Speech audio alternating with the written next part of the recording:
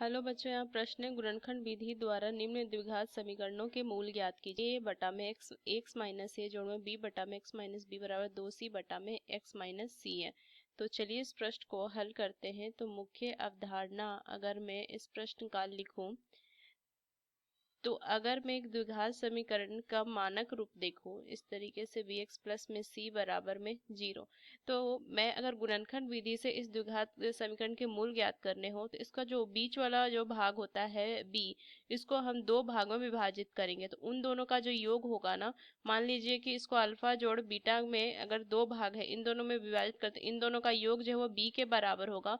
और अल्फा और गुना जो अल्फा गुना बीटा होगा, जो दो भागों में विभाजित करेंगे उनका जो गुणन होना चाहिए वो a गुना c के बराबर होना चाहिए। तो चलिए इस प्रश्न को हम हल करते हैं। तो दिया हुआ है कि a बटा में x माइनस a जोड़ में b बटा में x माइनस b बराबर में 2c बटा में x माइनस c।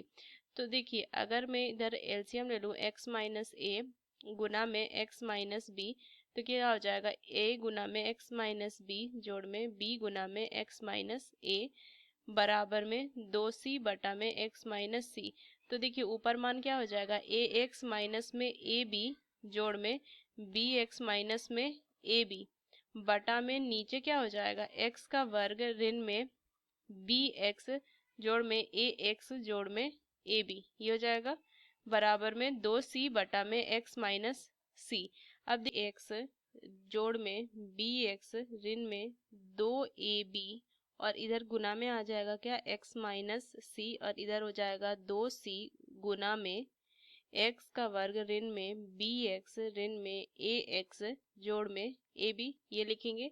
आगे इसको अगर मैं हल करूं तो यहाँ से क्या मान आ जाएगा, देखिए यहाँ से लिखेंगे ए एक्स की घात 2 जोड़ में बी एक्स की घात 2 ऋण में 2ab x ऋण में ac x माइनस में bc x जोड़ में 2abc। अब इधर देखूं तो इधर भी गुना करेंगे तो 2c x की घात 2 ऋण में 2bc x ऋण में 2ac x जोड़ में 2abc, ये लिखेंगे।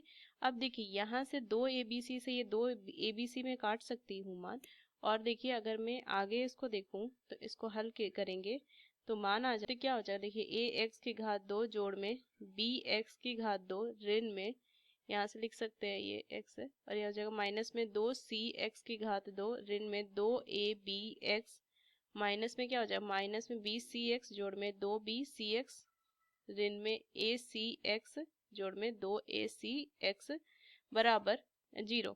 तो इसको देखो मैं क्या लिख सकती हूँ, इसको अच्छे से मैं लिख देती हूँ, ये x है तो यहाँ से लिख सकती हूँ a जोड़ b माइनस में 2c गुना में x की घात 2, x की घात 2 मैंने यहाँ पे उभयनिष्ठ ले लिया, और माइनस 2ab x माइनस में देखिए ये क्या है bc x है और ये प्लस में है 2, तो क्या हो जाएगा प्लस में bc x और प्लस में ac x बराबर 0। तो लिखेंगे a प्लस बी माइनस में 2c x की घात 2 ऋण में x गुना में क्या हो जाएगा 2ab माइनस में bc माइनस में ac बराबर 0।